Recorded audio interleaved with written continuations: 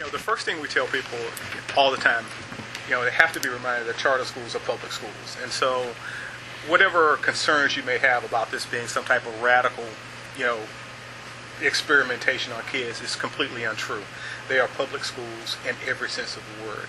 The only difference is that what they say is, parents, teachers, communities, we're going to empower you in this public education system. We're going to give you the ability to actually have some say in how kids are educated. Because we remind folks all the time that we have the most talented educators in the world in place, but we've not created a system that allows them to be their best, not allowed them to do what they need to do for kids. And so you need a system that changes the structural arrangements a little bit, that puts in place the right incentives to ensure success happens. But Kim, we already empower parents. Our public school system already empowers them to be involved. They just don't choose to be involved. I'm just yes. Well, what I would argue is that we really don't empower our parents. What we tell our parents is, based on where you live, you're going to be assigned to a particular school, whether you want to be there or not. We believe that parental involvement increases when parents are empowered in the system, when they have the ability to make a decision about where their children go to school. And we don't want people to be afraid that all kids are going to leave. There's this big misnomer that somehow if all the poor black kids leave, it's going to destroy public education. And nothing could be further than the truth. Well, the sad part is no one is educating these same kids. Absolutely. So they're making this big argument about charter schools, and no one's educating their kids now. Yeah. Well, and look, a lot of parents are happy. A lot of parents will want to stay where they are, which we think is totally fine. That is certainly their right. But we believe when those parents are empowered in that system, when they have the ability to walk into the school office and say, my child is not achieving success, and so I'm going to have to move them, all of a sudden you start to see a different dynamic, and the conversations are very different when those parents go in there than it is right now. How much difference does it make in a charter school that is not controlled by union contracts? How much of a difference does that make? It's all the difference in the world. Because when you're in that contract situation, the focus is on adults. We're at will. My school, the teachers can quit me at will, and we can quit them at will. Now, we're not in the game to do that, but that changes the game. So all of a sudden now, when we go to training, when I was in a regular school system, we go to training, professional development, no one implemented it. Charter school setting, you implement your training. That's the biggest key. That's the biggest difference. And I think it's also important to point out, again, we have some incredibly talented teachers. And so charter schools, they don't negate the importance of having due process, for having policies and procedures around which teachers can be fired or teachers asked to leave the school. There are contracts. Right. all those pieces are laid out, and so the rights of teachers really are protected. They're just protected in a very different way. But we've gotten pushback here. Here's another argument. Well, there's a high turnover rate of teachers among charter schools. I'm just telling you what we. Well, it is. I mean, we have 67% probably across the board of KIPP. And there's various reasons, and KIPP trying to document that. Longer school day kills us too, and then we take phone calls at nighttime for homework help. So that's out there. But then again, we do have teachers who stand quite a while, who probably would not even stay in education. They're still here, and maybe even starting the school. Yeah. The great thing is school's a choice for teachers. Yeah. We always talk about how important it is for parents to have choice. I think it's equally important for educators to have choice. I believe if we're able to set up charter schools where those educators feel empowered, where they feel excited about what goes on every day, where they have real say in what's going on, they'll be more likely to stay. If it's an environment that they really like. Now it's fast paced sometimes. But even the pace is tough even the turnover may not be a bad deal. Yeah. I mean, we don't keep a teacher for 30 years who can't teach. Yeah. I mean, so you got to look at both sides of that table. I mean, we don't want turnover. I don't want to lose a good teacher. Yep. Don't get me wrong. Yep. I'm just saying that still may not be a bad deal, because in a regular system, we keep people forever. And I also think it's important to understand that there's some very good people. Some people just aren't cut out to teach in this new environment. Isn't the fact that the charter schools operate in a free market based approach versus more of that? doesn't that help the better teachers or the teachers who are interested in certain areas maybe? Doesn't it give them opportunities? Whereas in the public system, there's no incentive there for teachers who are in greatest demand in areas of math and science and technology. They're in great demand to, there's no incentive, there to help encourage, more of those teachers or more people to, teaching those skills. We'd lose them too. I mean, so you were talking about burnout and teacher ratio. You may want to divide that up and look at the research, look at the data, and see who's leaving. You may be losing a lot of top people in the regular system in the math and science areas too. Because of turnover, because they're in a system that the hands are tied. They cannot do a lot of things if the hands are tied. In charter schools, there's a little bit more flexibility there. Well, here's another one we were talking about earlier.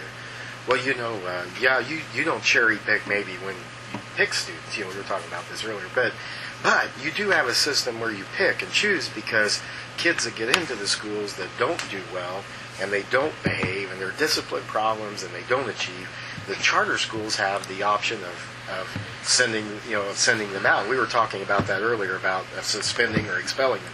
We were talking about that earlier about how that same thing happens maybe even to a greater degree in the public system. Yeah. How would you? Well, I mean, the same way. I mean, traditional public schools, suspend and expel kids all the time. I mean, it is unfortunately, one of those things that goes on in public schools, private schools, no matter what type of school you have. At the end of the day, every school is going to have certain issues that for them are bottom line issues. There are certain expectations that everybody has to achieve, and when kids don't meet those, unfortunately, schools have to take drastic steps. But charter schools, in terms of suspending and expelling kids, are no different than traditional public schools. And quite candidly, we've had a lot of charter schools that were set up specifically designed to try to reduce that problem. They believe that if they're able to get these kids early, that they will make a difference, and those kids won't be behavior problems later on. So it's an unfortunate part of education. That's really burned with me, and I think is it fair to say, in your experience, that maybe as important as helping the kids that go to a charter school, having that competitive environment does good things for the traditional public What we like to say is that we would like to be a tipping point in the community. I mean, we can't start a ton of KIPP schools in Oklahoma because of the funding and finance issues, but we can be a tipping point. I mean, we actually share a building with another school. We're in the building longer, and we still can't get teachers to come upstairs to look at what we're doing. I mean, so we want to be a tipping point. We are out there putting pressure on schools, but right now they're saying, okay, that that's a charter school. They cherry pick. So they give you excuses of why we're achieving. But next year, the accountability laws kick in place in No Child Left Behind in Oklahoma. So it's going to be a reaction like no one's business because all of a sudden we're going to enter instruction tests like Texas. They've been on the books for 6 years, but no one's focused on them. Well, next year, you're going to have a ton of kids not graduating. And so that's going to be more pressure. Okay, what is KIPP doing? Because I'm getting some of that now. Hey, you know what? My kid may not graduate high school. And so the pressure's coming. It is coming because of the competitiveness. That's a great question. I think, the clearest example for me is in New Orleans, which is outpacing across the board the rest of the state in terms of, gains for students on the test. I mean, by far exceeding the rest of the state. And that's all types of schools. Charter schools, traditional district-run schools, RSD-operated schools, they're far outpacing the state. And if you go and you talk to just about anybody involved in education in New Orleans, the one thing you leave with is a clear sense of we can do much better with these kids. I mean, there is a real sense of urgency, and expectations across the board have just been heightened in New Orleans like nobody's business. And I don't know if it's possible to quantify that, but when you go and you talk to people, those schools that are behind, they know they're behind, and they're calling, they're saying, hey, can you help us? Because I mean, it is really, really remarkable how that piece is working in New Orleans. What other business in America is competition hurt? Exactly. It drives everything. Well, the teacher unions try to present the perception that there are all these parents who don't give a darn about their kids, and I'm not buying that. No, wait a minute. Let me tell you this. I have the same parent. Okay. And so Hey, Tracy McDaniel. Pastor Daniel. With KIPP. Yeah. All right. Pastor Stevens. All right.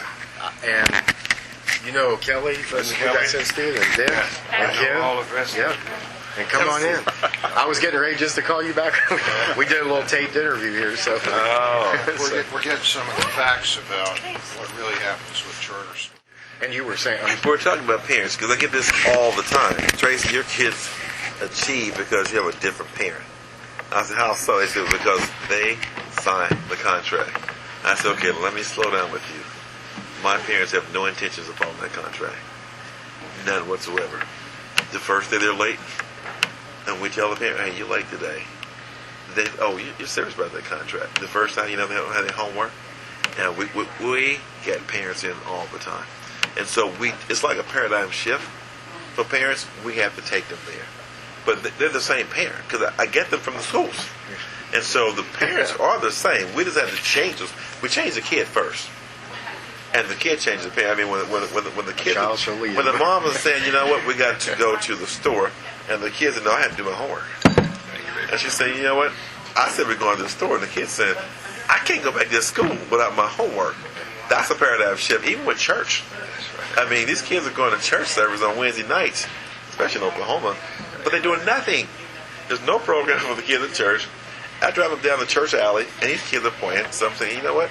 Talk to the pastor. You guys need to be some homework sessions on Wednesday night at your churches. So we're changing the parent. So I have the same parent.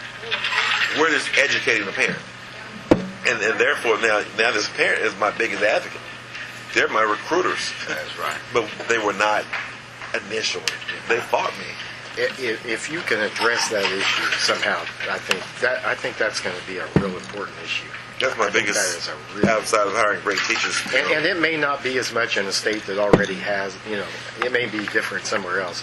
But I know here, it's everywhere. Every KIPP school. That comes up. We have the same problem every KIPP school in 20 states, and including D.C. Yeah. The parents have no idea because they come from these failing schools. That's right. I think one other thing that's always important to point out, and maybe this takes away a little bit of the fear, what our opponents try to do is they try to use the argument that charter schools won't solve all the problems. And I think they're exactly right. But instead of using that as something against us, I think we should use it on our side. I think we should use it for offense. We should explicitly say, you know what? If we have the greatest charter school law in the world, it's not going to overnight change everything in education. That in and of itself, that alone will not fix everything. But you know what? They're important for this reason, and this reason, and this reason. We do agree with and you kind of downplay a little bit. While they try to say, oh my God, this is scary, this, all this, and we go, no, guys, you know what? It's not, this is not a panacea. It's not going to solve all our problems. But there are a couple of places where it's going to be incredibly important to us as we work on fixing, our broader education policy. So this needs to be a part of, an important, critical part of what we do. When I look around the country, I don't see any evidence that leads me to believe that our system as it's currently structured can educate large numbers of poor kids. I just don't see evidence that they can do that. And so, while we all agree, and we're going to continue to work with you on making this work for everybody, in the meantime, we do need to begin to set up and work with kids, even if it's one-on-one. There are two ways to try to eat an elephant. You could try to swallow the whole thing, or you can take bite by bite. And if at the end of the day you're able to create 50, 100 new good charter schools, you're educating hundreds more kids, thousands more kids, right off the bat.